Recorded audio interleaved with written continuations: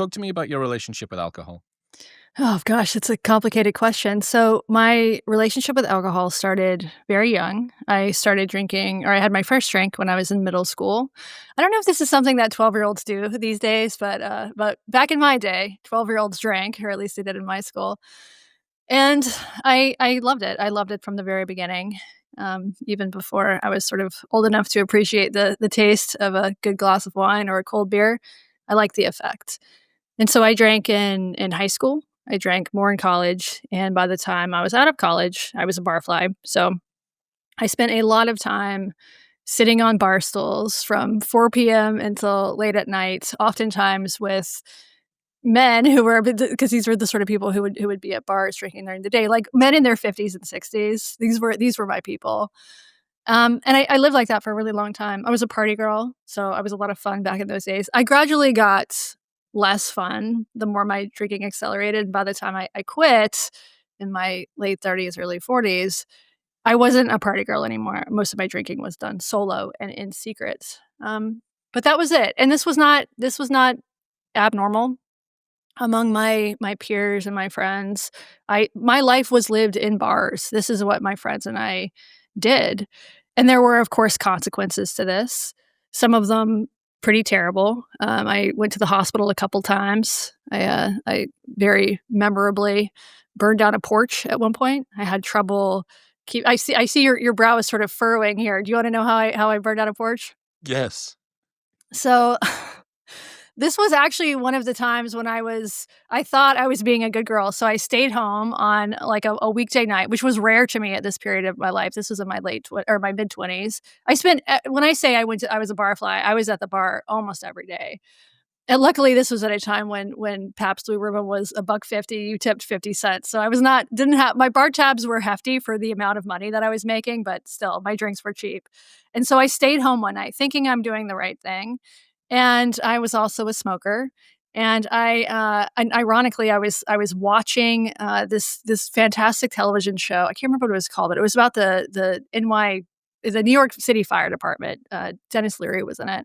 So I was drinking at home by myself, taking regular cigarette breaks, and watching this TV show. And on one of my cigarette breaks, I failed to extinguish a cigarette. I just left it burning outside. And I lived in an apartment building. I walked outside. I saw some smoke and a fairly significant hole in the wall where the vinyl siding had started to melt. I went and got a glass of water first, tried that, splashed it on, it didn't work, went and got the fire extinguisher, tried that didn't quite work, it was still burning, and then I called 911, and they said, "This is 911, what's your emergency?" And I said, "Well, I'm not really sure if this is an emergency, I'm really more looking for advice." And so I wanted them to reassure me that I don't know what I wanted, I just didn't wanna get in trouble, basically. Eventually, they did come, and I had to bang on all of my neighbors' doors and tell them that the apartment building was on fire. And while the fire department was in my house, dragging a hose through my carpeted living room floor out to the balcony on my bedroom, I was outside in a patch of woods drinking vodka. And the next day, all of my friends knew about this. I lived in a really small town. I woke up to a friend of mine shouting from outside, "What the fuck did you do?" So everybody knew about this and frankly thought it was hilarious because that's the sort of community that I lived in. And I thought it was hilarious too. I mean, terrible, but also hilarious. So I had lots of sort of misadventures like that. I had trouble holding on to jobs. I dropped out of college once. I dropped out of grad school once. I did finish college. I didn't finish grad school. And alcohol just really dominated my life for my teens, 20s, and well into my 30s. And it got less fun and it got kind of more depressing as the sort of friendships evaporated as everybody else kind of got their shit together or didn't get their shit together and died. Frankly, a lot of people I know from those days are dead. And at some point I realized I was just sort of drinking alone, the last one at the bar, except the bar wasn't a bar, it was my house. And I was by myself scrolling on my phone during COVID, drinking alone as much as I could. I don't know whether you know, but the first 15 years of my adult life was spent as a club promoter. So I Mhm. ran nightclubs for a real long time. We And would have gotten along really well in that period. I would have made a lot of money from you, yeah. Um, I often think about this, that the way that party culture, and I'm not sure if it's the same now. I genuinely don't know if Gen Z has kind of adopted the louty, Larry drinking culture that I knew and you would have known as well. I mean, the British, it's kind of a national sport Yes. for us. Yeah. I often do think about how many people were just in the party, enjoying themselves, these events that I used to run. And most people you expected to kind of age out of them, to sort of graduate out of the young party lifestyle. But, I did over a million lifetime entries across my career as a club promoter. So that's a pretty big sample size. Yeah. And I do wonder, how many of these people saw the thin end of the wedge, which was, well, this is fun, and I'm with my friends, and there's a good DJ on, and there's music, or there's whatever. But that is kind of this gateway that out the other side of it introduces them to a frequency of use, and maybe not even just alcohol. How many of those people went on to, kind of be more dependent? It was 4 a.m. in the nightclub and they were still there, but the club was closed and no one else was around. Yeah, it's probably not an insignificant number. Not that this is your fault. People were probably going to find their way to addiction no matter what happened, whether you had been there or not. But you're right in the fact that most people do actually age out of problem drinking. Most people who binge drink during college don't continue to binge drink into their 40s and 50s. It's called natural recovery. This was a concept I was completely unfamiliar with until I started writing my book. But this concept, natural recovery, this is more common than not. And most of my peers from my college days did gradually sort of get their shit together. They got into relationships, they got careers, they had children. And the ability to be hungover on a Wednesday morning just sort of slowly evaporated, and they shifted as their lives did. I didn't. I was stuck in that pattern of behavior until well beyond the age when I should have been. So natural recovery is somebody who drinks heavily when they're younger and then has their ability to drink and be hungover, gets constrained by real world responsibilities. Is that it in a nutshell? Yeah. That's basically it. Natural recovery is people who don't take any sort of proactive step to recover from alcohol use disorder. Alcohol use disorder, what is commonly called alcoholism, is a vast spectrum. And for a lot of people on that spectrum, they don't have to go talk to a therapist or go to an AA meeting. They just naturally age out of it. Mm. And that's the ideal. That's what I wanted. I thought that was my hope. I knew that I was a problem drinker from a very young age, but my hope was that some future me, some older, more mature me, would be able to just sort of, take it or leave it. This doesn't work in my life for my lifestyle anymore. I'm done. It just never happened. It took kind of brute force for me to actually get over my habit.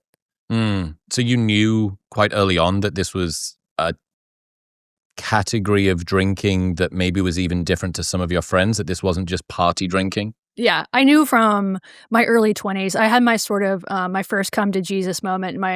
I was, I believe, 24, and I was going through my first really serious breakup. And I had, let's just say, I behaved in some ways that are not optimal to a healthy relationship. I cheated on my girlfriend. And when I was confronted with that fact, when she discovered this, because this was back in the MySpace days, when she read a message that I wrote to a friend of mine, sort of confessing to my friend what I had been doing. My girlfriend at the time, she came to the bakery where I worked. I had a brand new job. I was a barista at a bakery in Portland, Oregon. And she walked in and she said, "You fucking cheater," and then she slapped me in the face. That was my first come to Jesus. Then she kicked me out of the house, and so it was like a bad rom-com where all of my stuff was out on the lawn, and that was my first moment of being like, oh, something is deeply wrong with my behavior, and either I'm a bad person, either I'm a sociopath, or I'm an alcoholic. I also, for a brief period, I convinced myself that the problem wasn't drinking, because I didn't want drinking to be the problem, because if drinking was the problem, then I had to quit.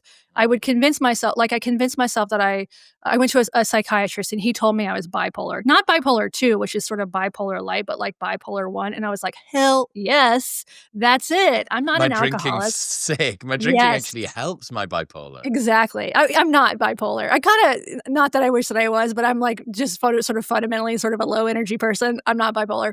I would, do things like, "You know what? It's my astrological sign. I'm a Gemini. That's just what this is." It turns out I'm not a Gemini, I'm a Taurus, and astrology is also bullshit.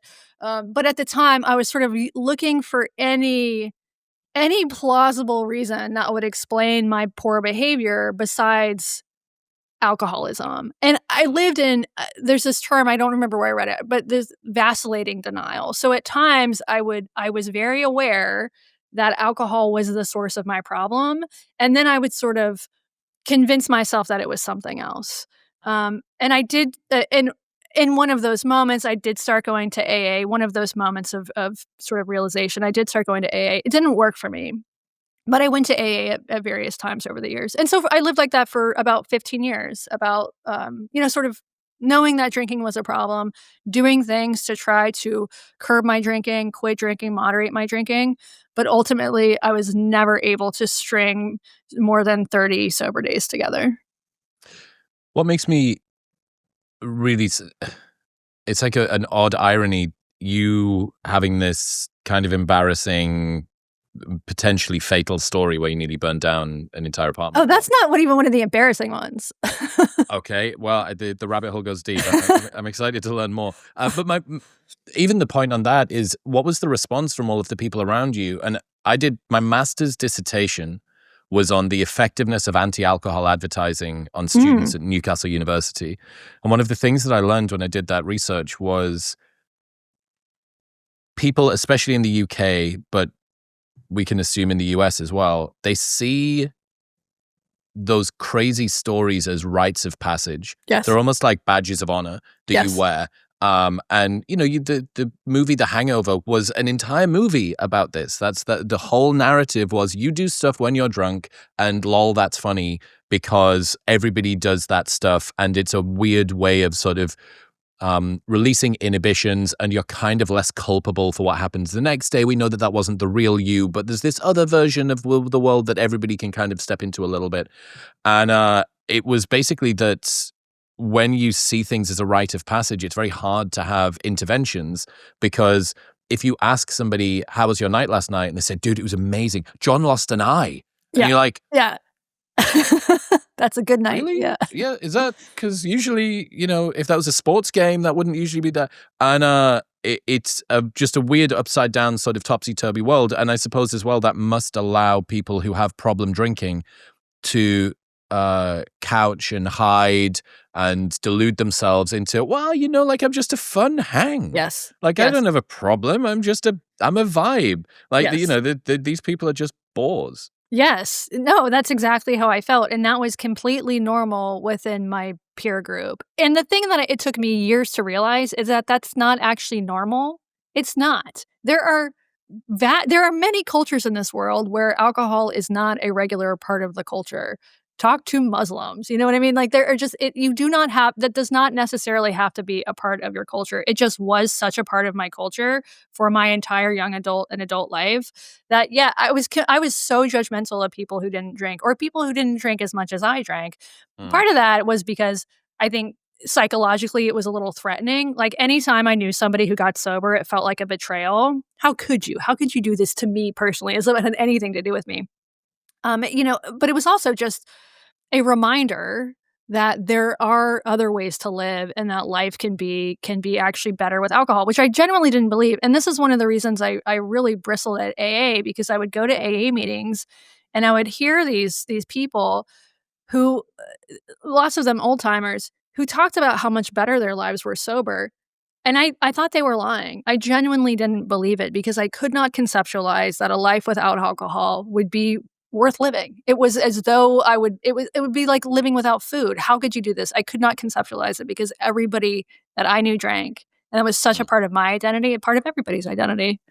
It's woven into your lifestyle, right? Beyond just what the drug is doing to you, it's how you bond, it's the place that you hang out, it's the social group that you are around, it's the way that you get a sense of self-worth, and that you are a part of a community. It's a ritual that you do to get, it's not just the thing. And the community is such a vital aspect of that. And I think that is, I don't drink anymore, but I'm not one of these people who thinks the world needs to be teetotal. In some ways, that would probably be better, but alcohol in community, it is such a bonding experience. I feel that way about cigarettes too. Going outside and I think this is I think the decline of smoking actually has had some negative effects, and part of that is bonding over a cigarette. Going outside and asking somebody to bum a lighter from somebody, you end up in conversation with people. The same thing, the rise of the cell phone. Over the last 5 years, like, if I went to a bar in the early days of my drinking, I might bring a book and I would sit there and read a few pages of the book, but really the book is there as an excuse for somebody to ask you what you're reading so you can enter into conversation with somebody. If I just wanted to stay at home and if I just wanted to read, I'd stay home and read by myself, right? Phones don't work like that. Nobody looks at you on your cell phone and says, "Hey, what are you scrolling? What meme is that?"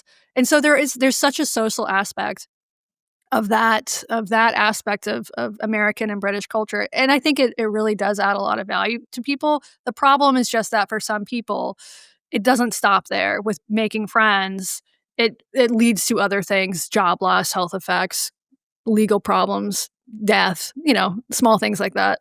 You talked about multiple rock bottoms throughout your 20s. Yeah.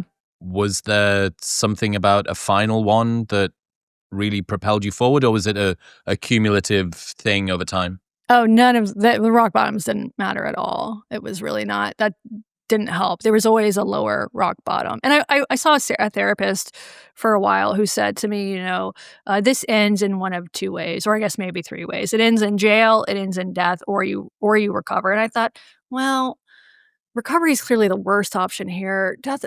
Jail. Jail sounds fine. I'll just do that. And I think one thing that's common with a lot of problem drinkers is that you almost crave the rock bottom because you think, if I go to the doctor and the doctor tells me I need a liver transplant and I get one more drink, that's the one's going to kill me, then I'll get my shit together, then I'll quit. I just need one more DUI, and then I'll get my shit together. The problem is, even that level of consequence, people do respond to incentives, but even for me, negative consequences were never really able to make me moderate or quit drinking. I just couldn't do it. What's the lesson that you take away from that? That Hmm. if somebody loves alcohol a lot, they need to really, really, really, really hate something else way more in order to be able to compete. And most people that are alcoholics don't hate anything as much as they love alcohol. No, I don't think it's that. I mean, alcoholics do love alcohol, yes, but, I know that I love my family and my dog especially more than I love alcohol. I know that cognitively, but no matter how many times I woke up and told myself that today would be different, today I'm not gonna drink, my brain had been hijacked by alcohol. I felt unable to make rational decisions. I wake up in the morning, today will be different, I'm not gonna drink today. By the time noon rolled around, any sort of willpower, any desire, my own, sort of rational thinking desire was out the window, and I was out the door on my way to get alcohol. I was completely out of control. There's a very well-known phrase within AA: your life has become unmanageable. You're powerless over alcohol. I did not get sober through AA, but that was absolutely true. It wasn't because I loved booze more than I love my wife. It's because I had no control over it. What have you learned about the way that alcohol addiction particularly sort of shows up in the brain, the mechanism of how this works, the reward signaling, the different types of alcohol use disorder? Yeah. What have you learned about this? Yeah, so I learned a ton about this while I was working on the book. So, to simplify things, there are basically two types of problem drinkers, of alcoholics. An alcoholic is a term not a lot of people bristle at, but I use it because everybody sort of can it's easy to conceptualize what an alcoholic is. And again, alcohol use disorder is a vast spectrum. So this could be somebody who just drinks one glass of wine that she doesn't necessarily want, or someone who's like fully pickled her liver. And I was like somewhere not on the middle, somewhere on sort of the far side of that spectrum. Not by any means the worst though. So when I drink alcohol, I got a euphoric buzz. For me, it was almost taking a little bit of caffeine or a little bit of cocaine, right? Didn't make me sleepy. It made me energized. It made me talkative.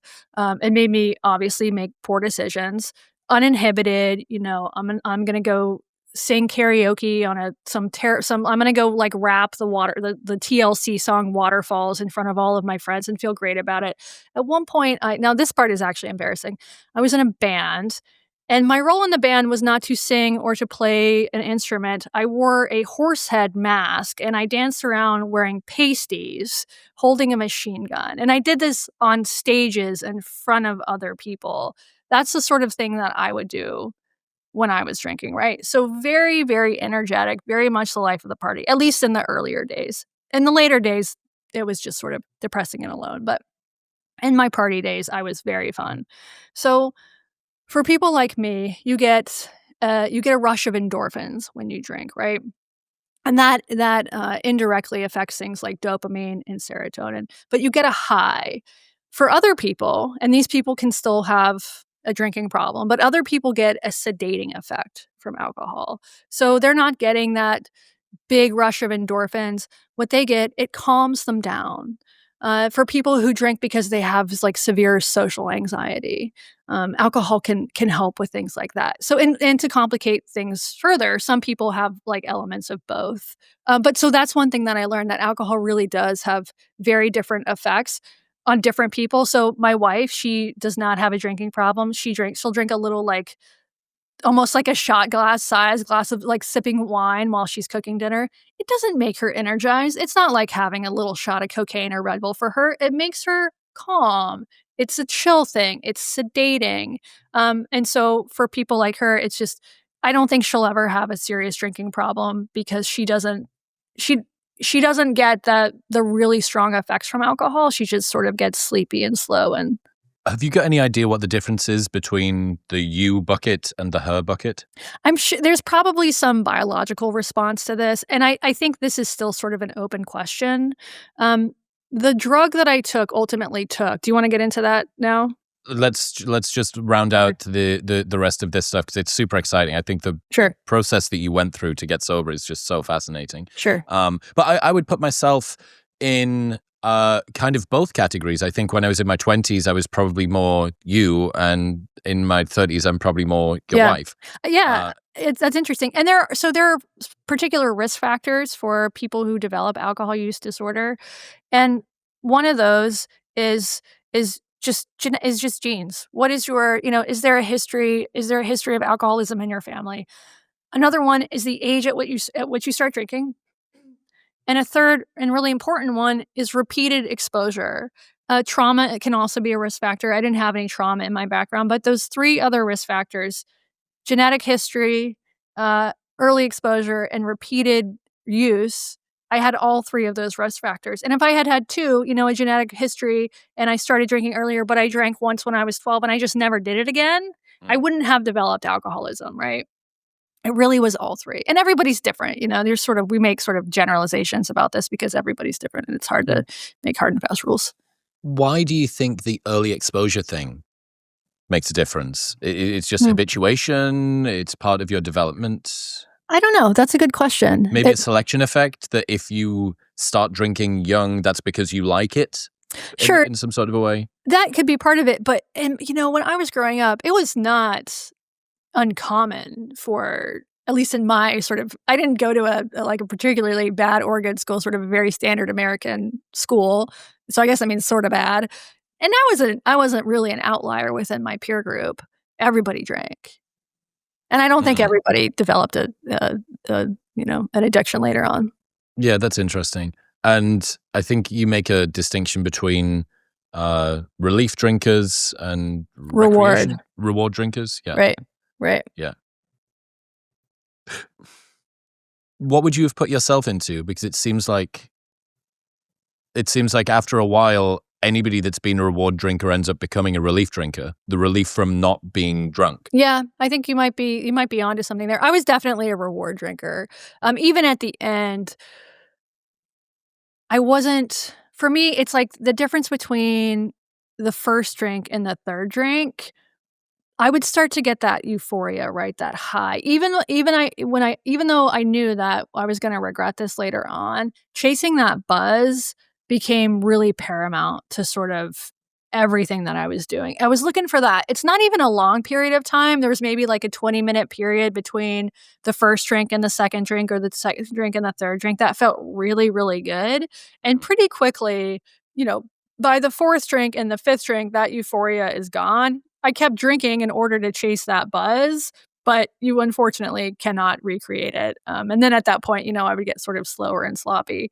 But yeah, a lot of my drinking was in the effort to capture this one very specific feeling where I think my endorphins and my dopamine is just raging in my brain. And that's at the very start. So yeah, Yes. interestingly, I guess, what is it? The top 10% of drinkers drink half of the alcohol, something like that. It's something like Huge that. power law. It might even be more than half. It's a massive amount.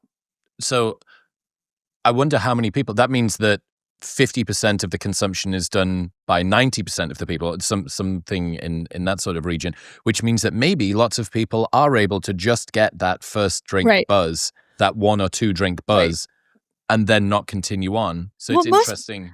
I mean, there was a survey came out recently. This was either Gallup or Pew or something like this. Some survey came out recently that when you look, at least this might be different in the UK, but the average American does not actually drink that much, right? So only about half of Americans drink alcohol, period. It might be something like 54%. I'm forgetting the exact number. And among that 50 something percent, most people drink within the recommended, CDC guidelines, which is a very moderate amount. I think at this point it's like 3 or 4 drinks a week for women, maybe 7 for men a week. So basically 1 alcoholic drink a day, no more than 3 in one sitting ever, things like that. So most people fall into that category. The people with, 1 in 10 Americans fall into the category of qualifying for alcohol use disorder. So it's still a massive number of people. We're talking about 30 million people in the United States, but that means 9 out of 10 people are basically fine when it comes to this issue. Mm-hmm. What did you try before the elusive, mysterious strategy that we're about to talk about? What were the different things that you did before that? So I did AA. Could never really stick it out. I did individual therapy. I did group therapy. I did these sort of cognitive behavioral therapy things like moderation management, smart recovery, that have sort of less of a faith-based element. So these are things like tracking your drinks, just sort of strategies to drink less or to take more control over your alcohol consumption. Drinking a glass of water in between alcoholic drinks. That stuff all went out the window for me pretty quickly because as soon as I had my first drink, like any pretense of moderation was just on, because I drank to get fucked up. I didn't drink to enjoy the taste of Pabst Blue Ribbon. The fine effervescence of a shitty beer was never really my thing. So I did stuff like that, and then I would do these like I did the master cleanse at one point, which is this idiotic. You don't eat solid food for 10 days. You drink cayenne lemon water. I lasted for like 3 days, and then I went to the bar. So I broke my fast with alcohol. I would do stuff like that. I'm gonna get really into yoga. That's gonna solve my problems. Sam Harris's meditation app is going to save my life. I tried stuff like that. Outpatient therapy. So I group therapy with other people who had similar problems. That was particularly, I would say, ineffective for me. And a lot of that was also based on principles of CBT. So going to these therapy sessions and, I have a worksheet and I write down the names of 4 people I can trust. And I would write down my mom, my dad, my sister, and my favorite bartender. So that stuff just never really worked for me. And a part of that was honestly probably because I didn't take it seriously enough. But I did, I would show up. I did try things. I never did rehab, but I did try lots of other things. It sounds like white knuckling it with willpower isn't an option then. I tried that. I tried that every day. I'm like a weak-willed motherfucker. I've said this before, but for me, every day at the gym is day 1 because there's never a day 2. I've never been good at forming healthy habits and quitting bad habits. I sucked my thumb until I was 9. I have always had a very sort of addictive, obsessive personality. And a lot of people who get sober are men, this seems particularly true of men, are able to channel that into fitness or adventure sports.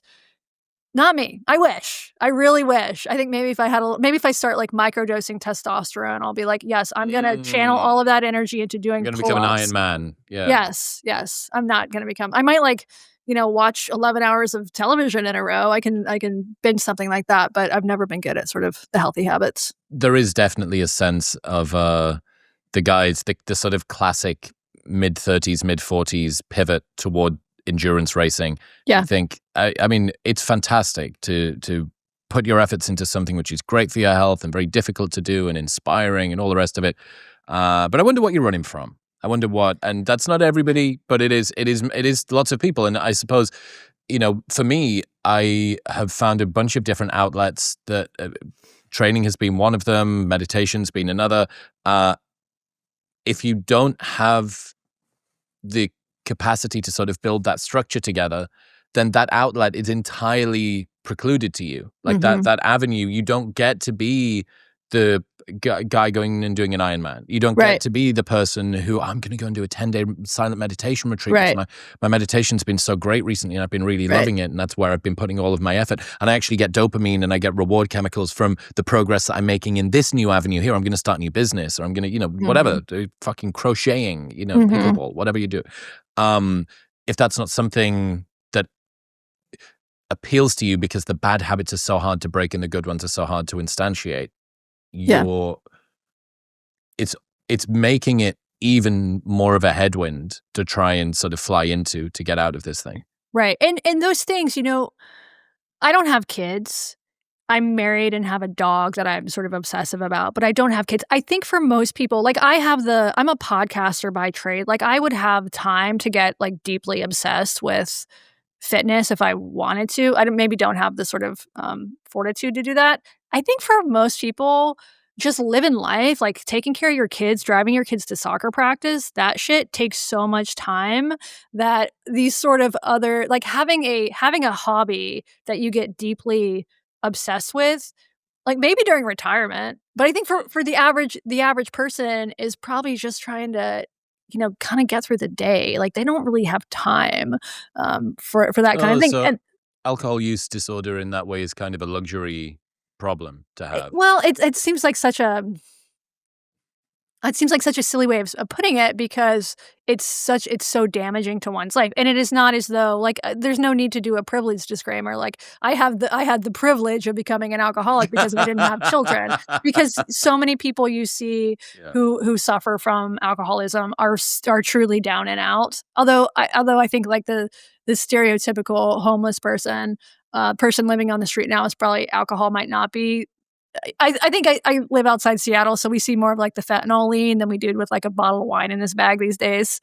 Um, Yeah, it's unfortunate to think that there is there are sort of different levels of challenge that people come up against. How susceptible are you to the substance, and then how non-susceptible or limited are you in potential coping strategies or other yeah. modes of reward, other avenues that you can go down? Yeah, and alcohol, it's sort of arrest development in a lot of ways, so developing those coping strategies. If alcohol is the coping mechanism that you have used from your teenage years into adulthood when something goes wrong or something goes right, that's one thing about getting sober or recovery or even getting control over your drinking. You have to learn new coping mechanisms. And that can be hard to do when you're in your 40s or 50s and your response to trauma or tragedy or even, positive news has always been to grab a bottle.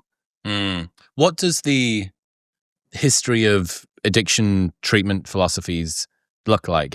From Hmm. the outside, it seems to me like AA was the gold standard. I know that in every TV show that I watch, it's always that, and the person always usually ends up being okay because the community and their faith sort of brings them Mhm. back round. Yeah, But it seems evidently like it's not a panacea for everything. right. It's not a panacea for everything. So the history of addiction treatment is pretty fascinating. So in the early days, before programs like AA, and obviously alcohol addiction has I think probably existed as long as alcohol is, and the first traces of human consumption of alcohol was found in some, like, pottery, some clay urn in China from 9,000 years ago, some traces of rice wine or something like that. So people have been drinking for a long time, right? And you can see in early writings and the archaeological record that there's some record of not like long-term treatment programs, but like somebody that you would s you could s somebody somewhere that you could go to dry out, right? And so that was sort of the early days of alcohol treatment were not based on long-term sobriety or long-term recovery. It was just a place to go to dry out, to basically survive withdrawal. So there were so for instance, the guy who created AA, his name is Bill Wilson. Before he created AA, and this is, peer he wasn't the first person to start a peer group, but certainly probably the most successful in Western history at least. He went to this hospital in New York called the Towns Hospital.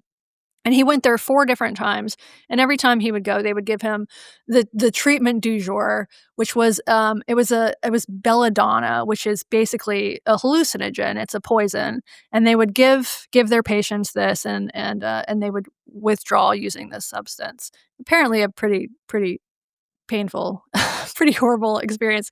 These days, withdrawal can be managed with sedatives and benzodiazepams, and it's not like so. I thought going. I'd never done a like formal withdrawal before I started writing this book, and my sense of what withdrawal would be painful, right? You have the DT, so delirium tremens, the shakes, you're ill, you're sweating on a floor somewhere. I had to absorb the message of alcohol withdrawal from literature and from pop culture. These days it's totally different. You can go to a center, basically sit in a recliner for a few days and they pump you full of vitamins and give you some medication and you're fine within a few days. This can even be done at home as well. But in the early days it wasn't like that. And there were all sorts of sort of uh maybe not super effective kind of miracle cures, that were marketed at the time, and then Bill Wilson in the 1930s. So this is a guy who'd been a stockbroker. His life had absolutely deteriorated, and he was at this Charles Towns hospital, and he had this sort of come to Jesus moment. He had it might have been a belladonna hallucination, but he had this moment where he saw a flash of light, and he was sort of reborn in that moment as a sober man.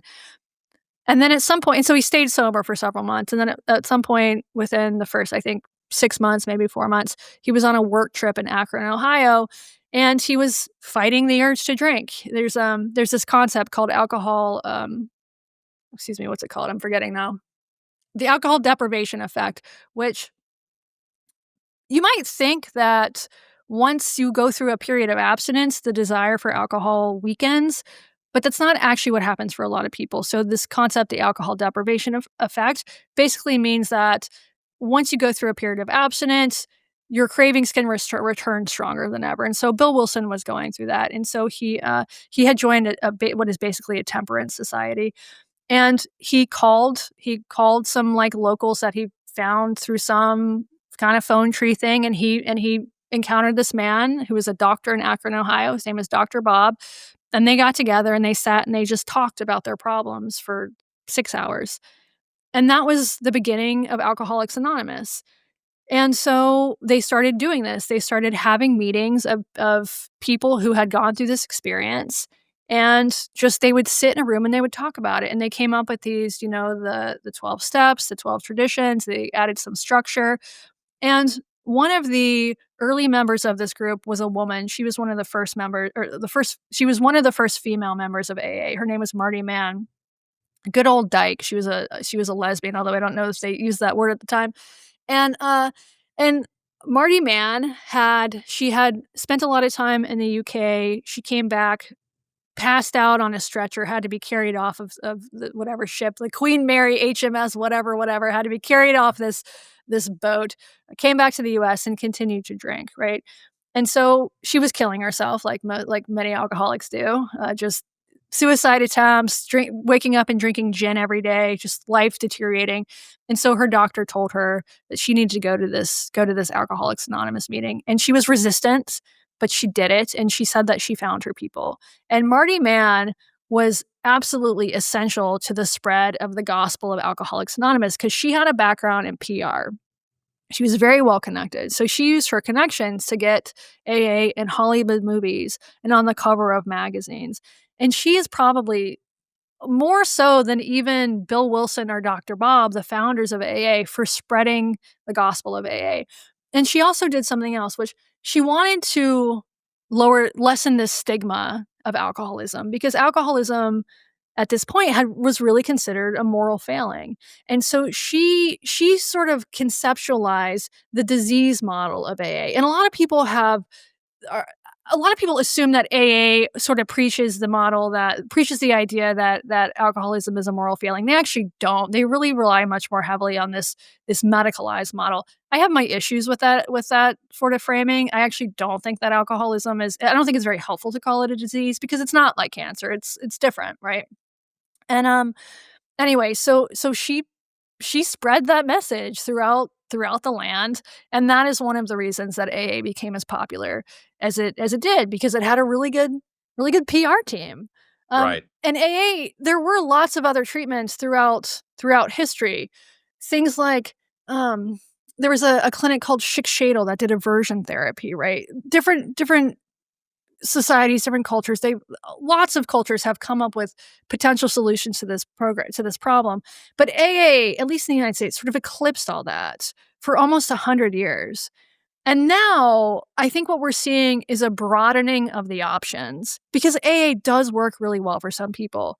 It offers, community, support, accountability, a place to go, which can be really important if what you do is go to a bar or drink at home. Just getting people out of their environment is really valuable. And I know many people whose lives have been saved by AA. But it doesn't work for anyone. Or, I'm sorry, it doesn't work for everyone.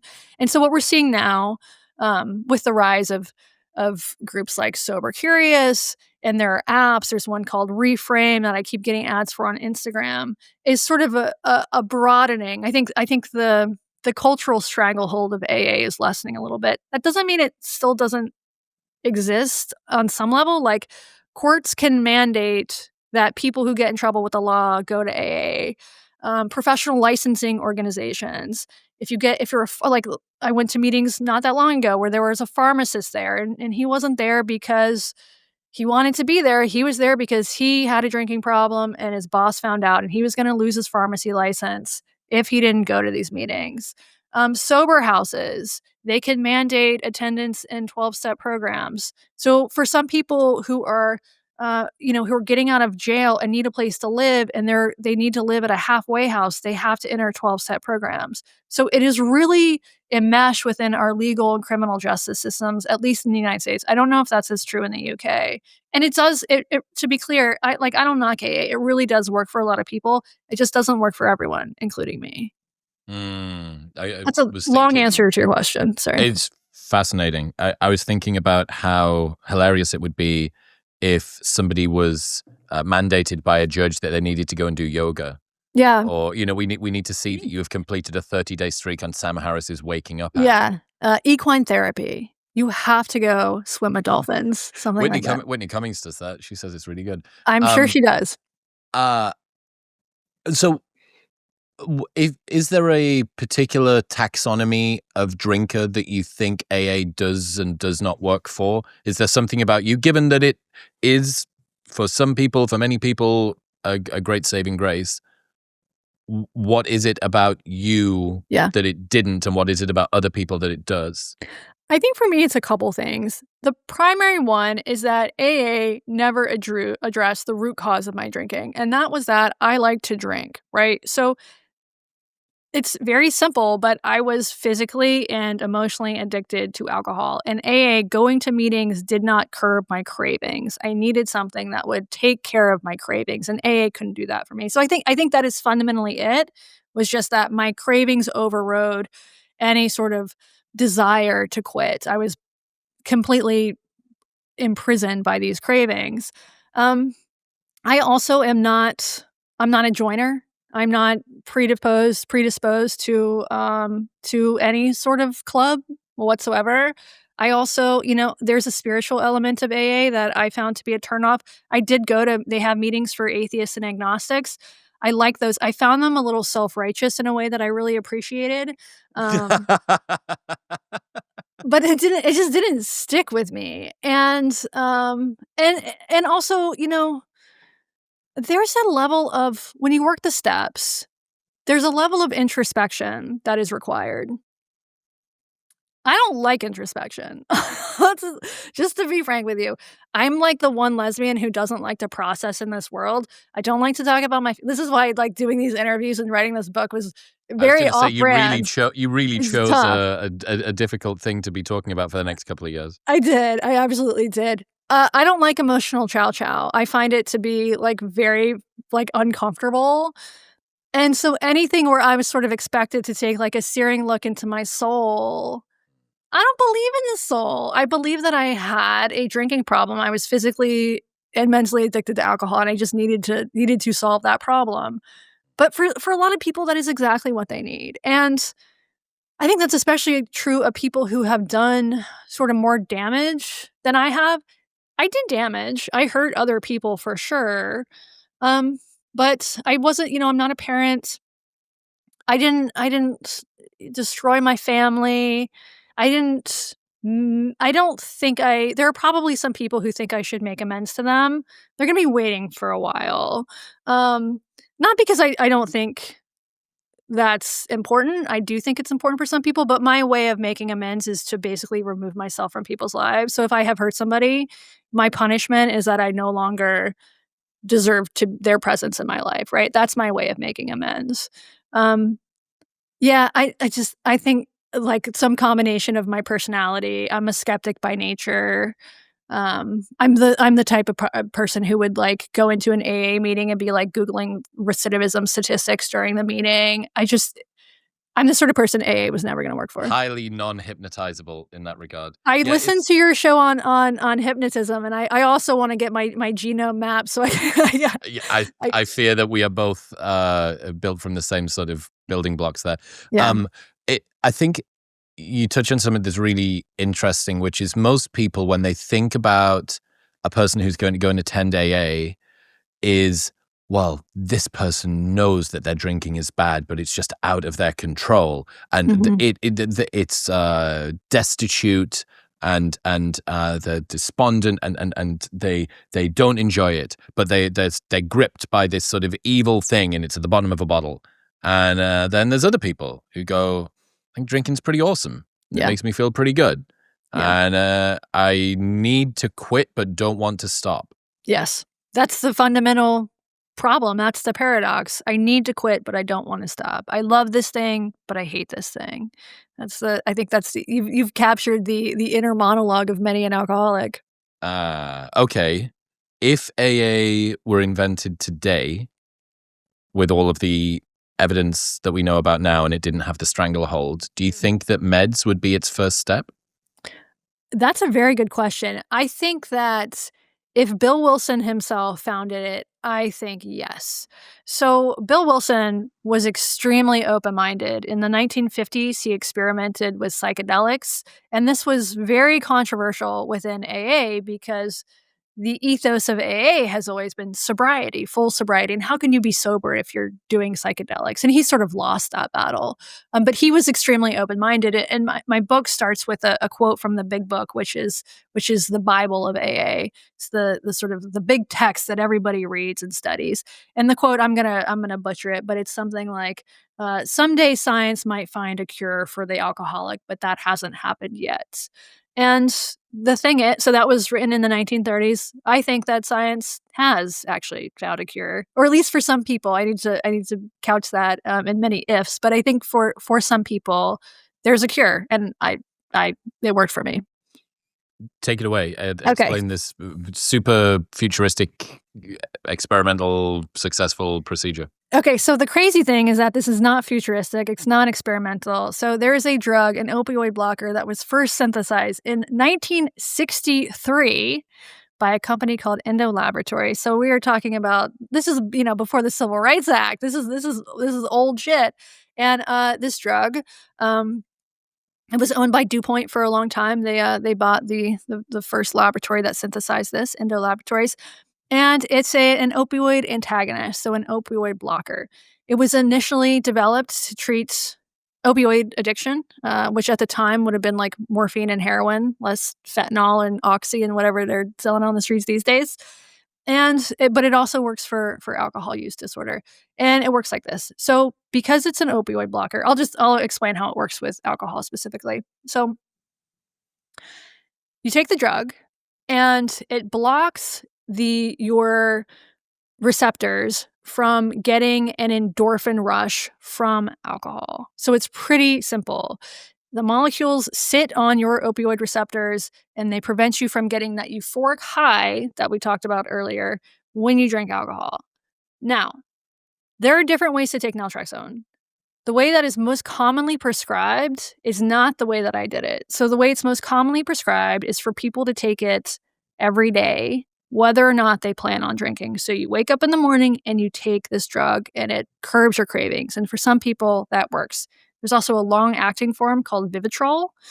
So it's a shot in the butt. It's in you for 30 days. It releases slowly over time. Oh, and I should say this has been FDA approved for the treatment of alcohol use disorder since 1994. So this is not actually a new treatment. This is an old treatment.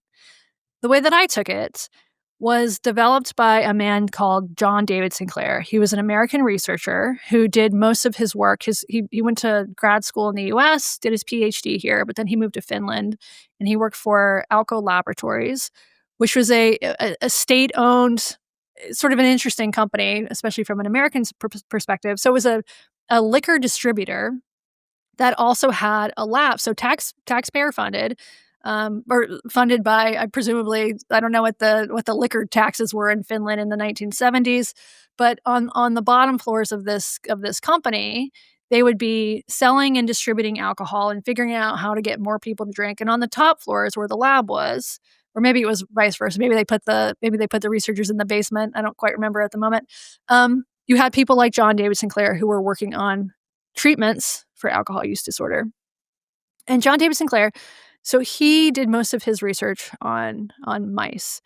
And he realized at one point that he was one of the first people to describe the alcohol deprivation effect that I mentioned earlier, where after a period of abstinence, your cravings come back stronger than ever.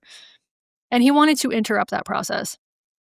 So he started out by giving lab rats various drugs, including this opioid blocker, naltrexone.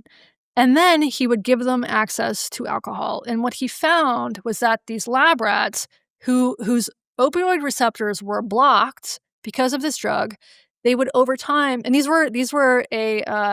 was a breed of lab rat that had been bred specifically to have a propensity for alcohol addiction. They were bred to like alcohol, which is actually sort of hard to do. Rats don't and mice don't typically, like, they're not boozers naturally. But so these ones had been specifically not GMO'd, but, good old fashioned. You take two rats that like to drink. Eugenics, Yeah, you make them fuck. So you find the ones that are hanging out the bar late at night, get them together, put them in a room together. And so he started these experiments. And what he found was that, yes, these lab rats whose opioid receptors were blocked when given alcohol, they would refuse it. They no longer had any interest in drinking, and this effect lasted over time.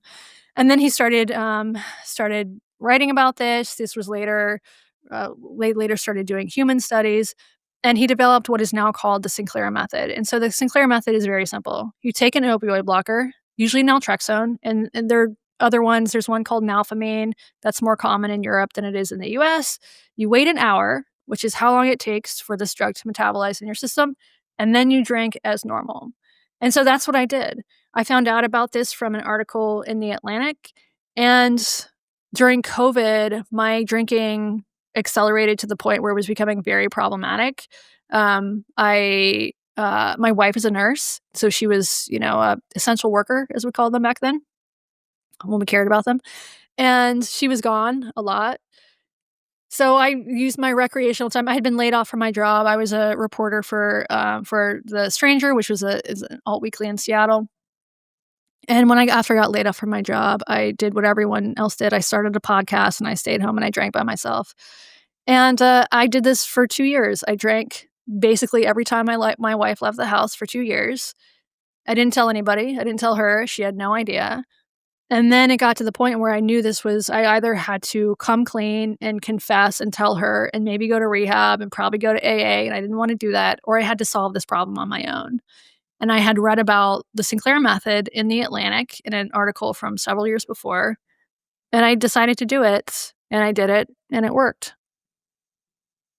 That's crazy. I mean, We're still the idea. married, by the way. She's gonna be Well, real shocked when she finds out about this book. I was gonna say, yeah. What was the reveal like when you Hmm. presumably had to have that conversation, and how much of it was propelled by the potential book coming up? None of it. I had not written Right. the book by the time I told her. So to, like, cut a long story short, I did this for about 7 months. I was very regimented about it.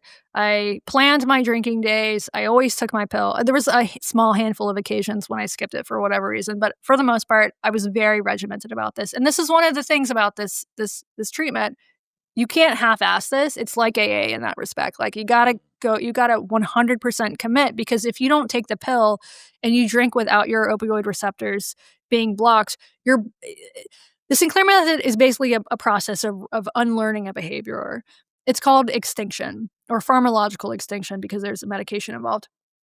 And so if you drink without the drug and you get that endorphin dump and that You've dopamine undone rush, everything that you've just learned it's or not just gonna learned. it's not gonna be undone overnight, but if you do this, if you don't really stick to the protocol, or if you don't wait the full hour for it to metabolize, it's just not gonna work. It's gonna confuse your brain, and your brain will continue to seek out that high. What you're trying to do is to give your brain the message that that high no longer exists. You no longer get pleasure from alcohol, and over time, your brain will stop craving it. And for me, that took about 7 months of, like, actively doing the Sinclair method, and over time, I started. You have to incorporate sort of habit change and mindfulness, which not natural for me. I'm not a mindful person, but you have to do these sort of, um, you have to make some changes in your life. It's not as simple as just taking the pill and drinking. It's pretty simple, but it's not that simple. And over time, I started, like, pushing my drinking start time back. So instead of starting to drink at noon, maybe I'd start at 2 or maybe 3. And I started incorporating more alcohol-free days into my week. And alcohol-free days are exactly what they sound like. So that's days when you're not drinking and you're not taking the pill. And that's what's different about the Sinclair method than sort of the daily use of this drug, taking it every morning, or the shot Vivitrol, which is in your body for a month. You only take it when you're drinking. And on the days when you're not drinking, you don't take it because you want your endorphin receptors to be keyed up. And on those days, you go out and you do things that are going to spur a sort of natural high.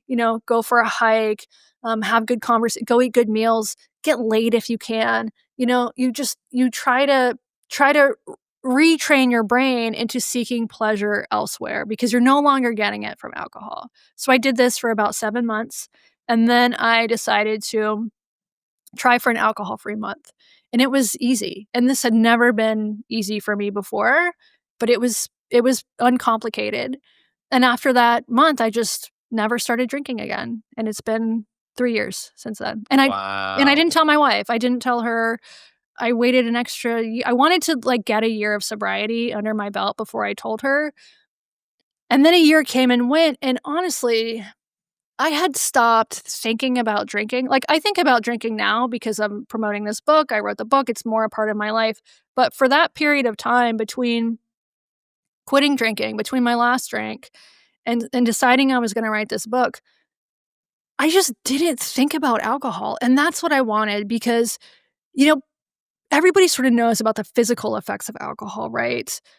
The headaches, the hangovers, the shakes.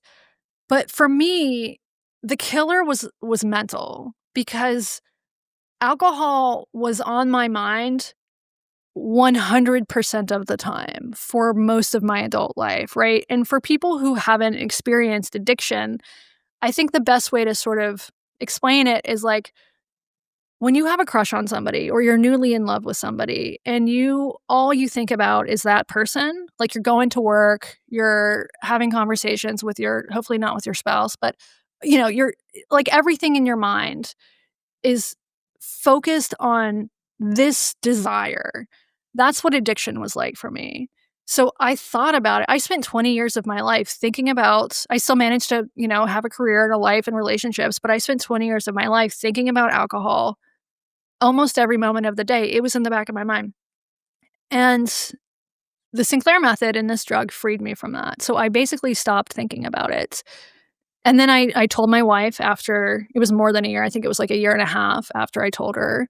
She was surprised, for sure, but not mad. I, like, married well above my weight, both physically and morally, and so we're still married. My wife was, like, sad for me that I'd gone through this thing, but she was also, I think, impressed that I had a problem and I fixed it on my own, and I would never advise people to be like, "Do this without social support," because in everything that you do, social support is gonna make it easier, but I, didn't do that. I did The it in lone secret. skeptic again, Yes. as is on brand. Yeah. I mean, I Um, did talk to people because I was also doing a lot of research about this, and so I'm a journalist, and so I would when I had questions, I would call people, and there's a robust online community. That's sort of one of the ironies about the Sinclair method is that this is one of those cases, and there aren't many of these, where you can get better information typically from, like, Facebook groups and Reddit and YouTube than you can from your own GP.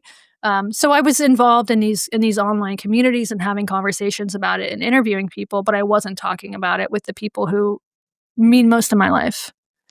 why is it that doctors are still hesitant to prescribe naltrexone or talk about it or educate about it, even if it's got strong evidence? So there's lots of answers to that question. The first answer, I think, goes back to medical education. So I don't know how it is in the UK, but in the US, historically, addiction medicine has been a very, very small part of medical education.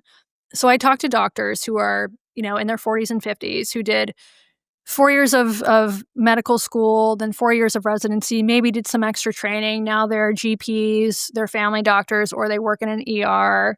So they're seeing people every day who suffer from some kind of substance abuse disorder, whether that's alcohol or anything else. And they're in that, 8 years of medical training and education, the entirety of their training on addiction was maybe 1 hour. Maybe they were told to attend an AA meeting. So historically, it has just not been a part of medical education in the US. This is changing. So there are currently 3 drugs that are FDA approved to treat alcohol use disorder. Naltrexone is one of them. There's also Antabuse, which has been around since the 1950s or been FDA approved for the 1950s, and there's one called, acamprosate. So, and there's also various off-label other drugs that are used on an off-label basis. Now, every med student who goes through a psych rotation is going to get education on at least those 3 drugs. So this is changing, and it's changing really rapidly. Part of this has to do with the opioid crisis, I think. So for a long time within the recovery industry, the idea of harm reduction was sort of anathema. Nobody, not nobody, but a lot of these institutions were based on 12-step principles, and in 12-step principles, like, you don't tell people to go take Suboxone or methadone. You tell them to seek help from, to confess their to admit that they're powerless, to go to meetings every day and sort of will their way through it. But that doesn't work very well for opioid addiction. And so there has been a shift in recent years towards principles of harm reduction and medication assisted therapy. So that's part of it. Just straight up, doctors are not educated. The Sinclair method has an added barrier to uptake, which is that it requires drinking. So naltrexone doesn't require drinking, and lots of doctors prescribe it, take it daily, and don't drink with it. But The Sinclair method gives people permission to drink, and that's gonna be a tough sell for a lot of doctors. Not just because right, and for families, and for, this it sounds You're like gonna it do what? right. You're telling me I can cure diabetes with donuts? Like, it sounds crazy. I understand that. There's also legal reasons, right? So if you're a doctor and your patient comes to you and says, "I'm having a drinking problem," and you say, "Okay, here's the deal. Take this drug and then go get a six-pack of beer. Enjoy yourself." And your patient does that and goes and kills someone in their car, you don't wanna be legally liable for that. So there are all sorts of barriers specifically to the Sinclair method that prevent this from being better known. There's also economic factors here, right? So naltrexone is a cheap generic drug. It's been cheap and generic for a long time, and no drug company is going to pay to market it because they could just be undercut by the drug company down the street. So there are several factors here. Another one, another theory. There's a guy named Percy Menzies. He was a drug rep for DuPont, and so he was one of the. This was back in the 80s. He was one of the first people trying to sell this drug to doctors, or I don't know if drug reps like that term, but trying to get doctors to adopt this drug for use of treating heroin addiction. And Percy found when he would go talk to doctors that they were completely uninterested in it because at that point, more methadone had sort of cornered the market. They thought that they had this gold standard and they weren't interested in anything else. The other thing is, this is an opioid antagonist. It has the word opioid in it. And so Percy thinks that doctors could be just straight up turned off by that because it's not an opioid. It's an opioid blocker, but it sort of emotionally feels like you are giving opioids to your patients. It's nobody, opioids are sort of they're on the outs these days. Yes. Yeah. It's poor branding right now, Yes. I would say, to try and get that done. It feels to me like the whole kind of alcohol use disorder world has been over moralized and under medicalized. Yes. I think that's kind of how it feels. I think you're completely right about that. It's sort of ironic because a lot of people will say, if asked, they'll say, yes, alcoholism is a disease, but it's not a disease that we typically treat with medications. And again, I have complicated feelings about that framing. I don't think it's particularly helpful. helpful. Unsure that it is a disease, right, but something right. that you should treat with medications. Right. Or could treat with medications. Right. And naltrexone doesn't work for everyone. I want to be really clear with this. So earlier we talked about those two types of drinkers, right? Reward drinkers and relief drinkers. And this information, I learned this all from a guy named Joe Vopicelli. He's this fantastic clinician and researcher out of Penn. And Joe's studies, he's been working with naltrexone for decades, and some of his early studies were used for the FDA approval of this drug. And Joe explained this to me. For reward drinkers, people like this tend to be binge drinkers, right? The people who are going to clubs, dancing in the town fountain, whatever. People who get energized from alcohol. Naltrexone can work really, really well. It's almost he actually used the term miracle pill, which is not something. This is like a this is a real doctor here. This is not a term that doctors typically use. It can almost be a miracle pill or a miracle cure for that population. For the other types of drinkers, relief drinkers, people who get the sedating effect, it has almost no effect. Why? I think it's okay. So part of this is like sort of an open question, but the theories that I read and I heard from researchers is that it has something to do with one particular allele. So one particular gene variant. It's called ASP40 in the mu opioid receptor. Possessing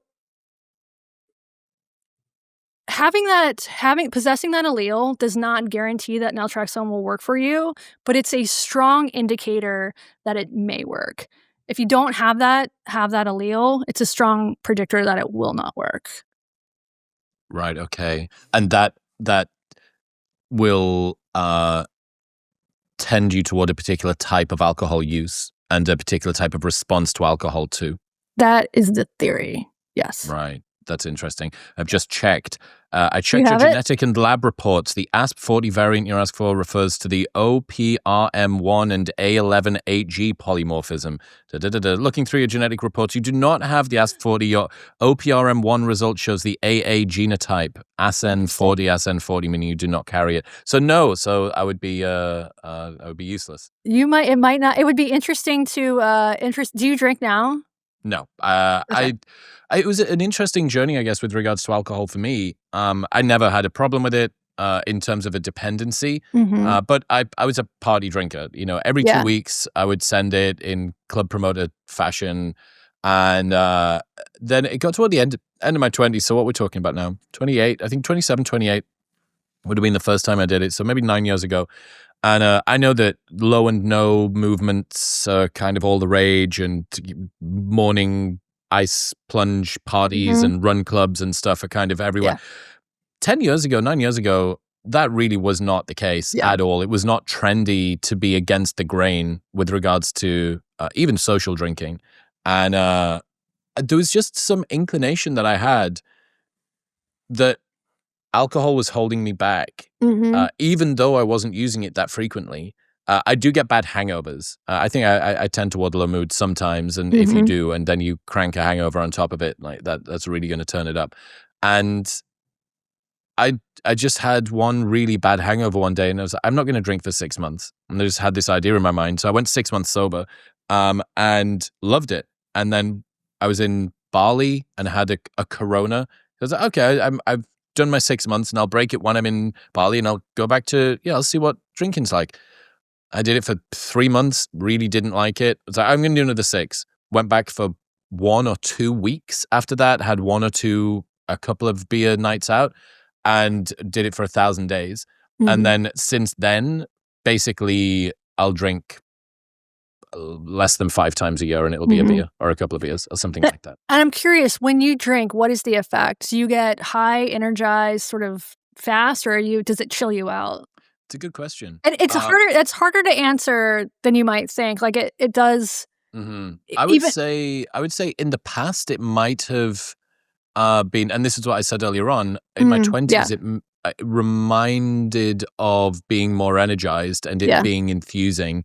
Also, would have been coupled up with Right. unspeakable, unpronounceable drugs from a guy in a toilet somewhere as well, which, will supercharge anything. Yeah. Well, and there's also the social aspect, right? So if you're going out and your friends around and there's loud music and you're dancing, that's also going to be a natural amplifier of this sort of euphoric effect. And I think it would be hard to parse out, is that the booze or is that the mood? Atmosphere, yeah, the Right. collective effort, or it's set and setting for alcohol. Mhm. That But whereas now, if I do have a beer or a glass of wine or something, it's as we're trying to work out why everyone's commenting on the Ukraine when they don't have any expertise in it over a good steak at dinner, like that. It's Yes. a very different sort of atmosphere. Yes. And maybe that is the sort of thing that I want. And also, I've generally chilled out. I Yeah. mean, not sending it in the same way that I used to previously. Anyway, I made a big song and dance about this because it was as the show was starting, and it was a big part going sober, or what I called at the time elective sobriety, which was like choosing to as a productivity strategy as opposed to for some sort of need. Yeah. Um, Sober maxing. Sober maxing, that's it. It's correct. Yes, yes. Uh, I still am. I don't think I need to kind of fly the flag for it so much anymore, but it was a huge part of my identity for the first sort of 3 or 4 years of the show. The reason I don't think I need to talk about it quite that much is it's less of a big part of my life because it's more just habituated, and that's kind of the way that I exist. But also, I think the world has sort of taken that and run with it. What is it now? I think that the WHO says that there is no safe level of alcohol consumption. This huge meta analysis by the Lancet came back and basically said that there's no such thing as a safe level of alcohol Right. consumption. That one glass of red wine, but the resveratrol that comes from the red Yeah. grapes, it's like, yeah, but it's being offset by all of the stuff that it's housed in. You could just eat the grapes. Yeah, exactly. It's not good. There is no benefit. The one benefit that you could see is to go like a Warren Buffett style approach, which is the stress of trying to be perfect will kill you more quickly Yes. than your Yes. imperfections. Right. And I can see a place for that. But if you're looking just straight up Right. physiologically Huberman pilled, like this is not the direction to go down. But it was a huge, huge part of me and my life. And I remember, even for me, right, as somebody who wasn't dependent, wasn't drinking that regularly, was around the party scene a lot. I remember how triggering it was for all of the people that I used to party with when I'd say that I wasn't drinking. And especially if Mhm. you're in your 20s, and especially if you're the club promoter, you're supposed to bring the party. And Yes. that meant that when I said I wasn't drinking, the responses that I got from people were, as far as I could see, really outsized. I was very surprised by how triggered other people were by it, by how mean they got. Mhm. I was kind of in a fortunate position that I was the top of the tree within this industry. So there was only so far that you could, like, it's like taking the piss out of Joe Rogan for the microphone that he's not using anymore. And you're like, yeah, but he's like the guy that runs it, right? Right. So it's, Right. and it was kind of the same, at least a little bit in the world of club promotion for me, that it's like you could push me a little bit, but not that far. However, one of the things that did happen was people stopped inviting me out Yeah. because You're a they downer. they didn't want Right. to. And the other thing, which I'm sure that you've seen too, and it must be a difficulty, must be why it's so hard if you're friends with people who use alcohol to get sober, is that your sobriety throws their drinking into sharp contrast. Yes. And other Yes. people do not like the spotlight being placed on them in reflection of somebody that's making a change. And yeah, I mean, I wrote so much about this, about the fact that if the only friends that you can bear to be around are ones that you have to drink to be able to spend time with, then you don't have friends, you have drinking partners. If the Mhm. events that you're attending are ones that you need to consume alcohol to be able to get through, then the problem is not your alcohol use, the problem is the shitty events that you're going to. Like, just this endless list of very obvious insights in retrospect that were all couched underneath this lifestyle that uses alcohol. Like in the UK, I don't know whether this is the same in the US. I haven't seen it here, even though I fly a lot. In the UK, if you go to any working class town airport, Newcastle, Manchester, Liverpool, Birmingham, something like that, if you go to any of those airports between the months of March and October, summer holiday-ish trips, 6 in the morning, 5 in the Yeah. morning, the bar will be open and people will be treating the opportunity to have a beer like it's like it's naughty. Like it's sort of, it shouldn't be allowed, but we're going to treat ourselves to something. And I always found that so fucking cringe. Like It is. Yeah. I always found it. I was like, oh my God, the highest point of, of subversive, like anarchistic contribution that you can have is having a beer at 5 in the morning. And I Right. get it. Like, people are allowed to enjoy what they're allowed to enjoy, but I don't think that people are enjoying that. I think they're enjoying the story that they tell themselves about what that means. And I think Right. that that's something which is much easier to change. And it's something that I'm seeing. So yeah, again, my long-winded way of saying, oddly enough, even though alcohol was never something that was a huge part of my life, going sober was massively formative because it Mhm. allowed me to finally get a fucking meditation habit and finally actually wake up and go to bed at the same time, finally actually get some journaling done, finally start a podcast because I wasn't resetting these very difficult to do habits, right? You going to the gym and eating well and getting up on time and doing all the rest of the stuff is hard enough to do as it is if you're not shaking the Etch-a-Sketch Yep. every 2 weeks to reset all the program. And then day 1, no chance. And day 2, still kind of not. And day 3, okay, maybe I'm sort of slowly getting back there. And I always wondered, like, why am I just, it permanently feels like I'm not making progress at the speed that I should. And the answer was kind of really subtly staring me in the face, Yeah. which is, well, you're choosing to kind of give yourself an illness for a couple of days, twice a month. Right. And Right. that was it. Yeah, I found that after I got sober, I found that it almost felt like a life hack. And this is not like I'm not a maximizer, I'm not anything pilled. Well, I'm naltrexone pilled, but it did Ah. it did feel like a life hack because I lived for so many years with this mental obsession, the physical effects of alcohol, but especially the mental obsession that was such a distraction from anything else in my life. I couldn't optimize shit. I still can't really optimize shit, but How did you get anything done? Because I've listened to your podcast. You seem to have a really fantastic recall. You've got great stories. You were working as a writer. The book's wonderful. I love the pods that you've done in the past that I've heard.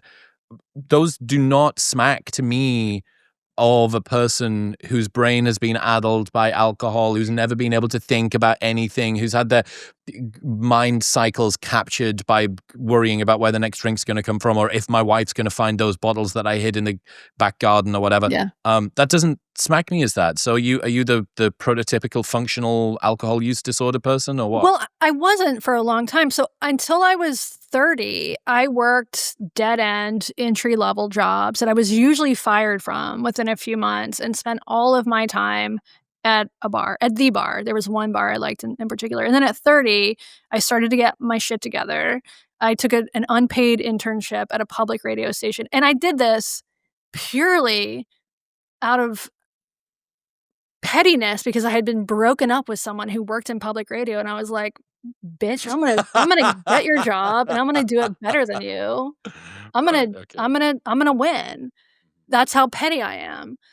And so I started to get my shit together then, but I was still working at a deficit because and I also moved a lot during this period. So I would live somewhere for a few years, maybe I think at the max, at the most, like 4 years. And then I would kinda burn my bridges, I would run out of jobs, and then I would leave for a new town, and I would start the cycle over again.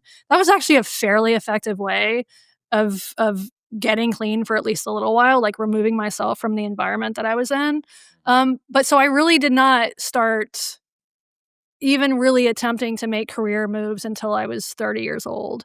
And then I got I did get serious about I decided I was gonna be a journalist, and I did get serious about that, but I still had many, many setbacks, and at that point, I had kind of aged out of, like, heavy, like, club culture and party culture because just, like, my friends weren't doing it as much, so I did much more of my drinking at home by myself, so I really shifted around that period to, like, being, like, a party girl who everybody knew as a party girl to being somebody who had a much more, like, not like, equally problematic, but much more private drinking experience.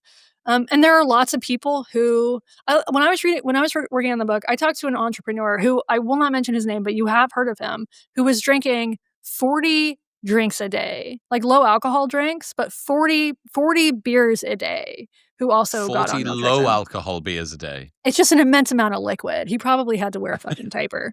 Yeah, Um, holy shit. so right, and also, like, think about the 1950s, right? When people are having 3 martini lunches and then going back to the office after this, that has almost completely left the culture. So we're Mhm, just our mhm. standards really have changed, Was and then Go ahead. and I just we have, like, what is acceptable and what is considered problematic drinking has changed so much that, like, what I consider problematic drinking would not have registered in 1950. Yeah. I remember hearing some story about the introduction of tea houses or coffee houses, I think, into Great Britain. Mm, And when that changed from being the public house where everybody would go to meet and talk during the day, and that uh, encouraged a slightly sloppier type of conversation, to then, oh, well, you don't just need to drink the alcohol, perhaps you can drink the caffeine. And yeah. this was some sort of springboard boon Mm. for idea generation, and may have contributed to the Renaissance and stuff like that. What is I'm curious. So I did study abroad in the UK when I chose it there for 2 reasons. One, the drinking age is what, 18, and I was 20 at the time, or 19 or 20, and 2, this was the less important reason, you speak English. And so I did study abroad over there, and I had classes on Monday all day and then Tuesday until noon. That was my entire work week. My school schedule ended at Tuesday at noon. And there was a pub on campus. The student union was an actual union, and there was a pub and pool tables, and we drank fucking snake bites, that Yep. horrific, like, Half cider, half lager with a with little bit of black currants. currant juice in it. Yes. Yeah. Just Yep. and it's, like, worse coming up the next day. It's Yep. disgusting. Yep. And just the drinking culture there was I loved it. Absolutely loved it. But I'm curious, Sounds I like mean, people. yes, in the US, we have definitely seen, like, we can see this in polling. Gen Z is way less boozy than, millennials than my generation was. They're also having less sex. They're seeing each other less. There's all sorts of downstream effects, I think, connected to the phone. But, has this changed in the UK at all as well, or are people still boozing it up there? I think it's very similar. My colleagues and ex-business partners from the industry that I spent my life in, it does feel a little bit to me like I sold Bitcoin at $120,000 because the market has really hit quite an aggressive downturn. It's just not the done thing, and it is a confluence of all of this stuff, because if the nightclubs are less busy because more people, you're not just competing as a nightclub with the darts round the corner or the Huberman podcast telling you that you shouldn't be drinking alcohol. You're also competing with Netflix and HBO and TikTok and just the fat vegetable culture. Yes. Right? I'm just going to veg out on the couch. And you're competing with changing dynamics in terms of what people tell. Well, weed is now more prevalent in the UK. I know it's massively, maybe even to the stage where more Gen Z smoke than drink now, I think. So there's a lot of competition for what your potential substance of choice is, whether it's the environment that you're going to be in, whether it's the people that are around you, whether it's the social norms about that, whether it's the education level that you've got and the understanding of the health effects, whether it's the alternatives that you've got to get a buzz on, whether it's the screens that can stop you from going out of the house at all, whether it's the social anxiety from being, arrested development during COVID. It really is, in many ways, a perfect storm to stop people from drinking. And in many ways that's good. But I mean, we are already seeing how quickly the world's turned. Only a decade ago, for me, it was revolutionary to say that I wasn't going to drink. And now we have, I think I saw a Scott Galloway clip the other day of him saying, I would way rather someone go out and get smashed than sit in the house and like stare at the screen, because very quickly, as with everything, the pendulum has swung so quickly back the other way that, well, oh no, we're worried about this thing now. We've got to be concerned about the isolation. Yes.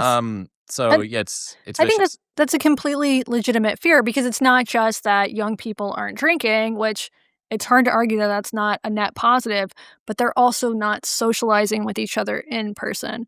And I cannot see that as a net positive. They're not having sex, which, maybe there's some net positive there as well for, we want people to be responsible with their bodies. But if we have, generations of people coming up who don't know how to interact with each other in person, I don't know. It was, I mean, that rite of passage thing that I said, it really is. And as much as could I have learned the lessons that I needed to without going out and partying? Maybe, but given that whatever it is, maybe 90% or 95% drink 50% of the alcohol, it seems that most people aren't graduating into becoming alcohol dependent. Yes. And if that's the case, there's probably a pretty good argument to be made that it is maybe a net positive, that it does sort of expedite your learning. How many people met their partners? I mean, meet your girlfriend in a nightclub. Is that the best place? I don't know. At least the girlfriend for the week or the night. That's true. That's true. It is it probably is. There is certainly something that's been lost from that, and the sort of massive surveillance culture that we have, I think, that made everybody much more worried about messing up or doing something embarrassing. We used to do this bar crawl called Carnage, which was a t-shirt bar crawl, and you wore the t-shirt as your ticket, and then there was tasks on the back that you had to tick off, like pulled a pig, swapped shoes with a random... Wait, pull a pig? Pulled a pig, like got off with somebody who's really ugly and fat. Oh, that's terrible. That is so awful. It was 2006, okay? Oh, yeah. So we were allowed to... Makes sense. It was a different world. And... Different means a different thing in Austin. That's a barbecue joint. That's true. That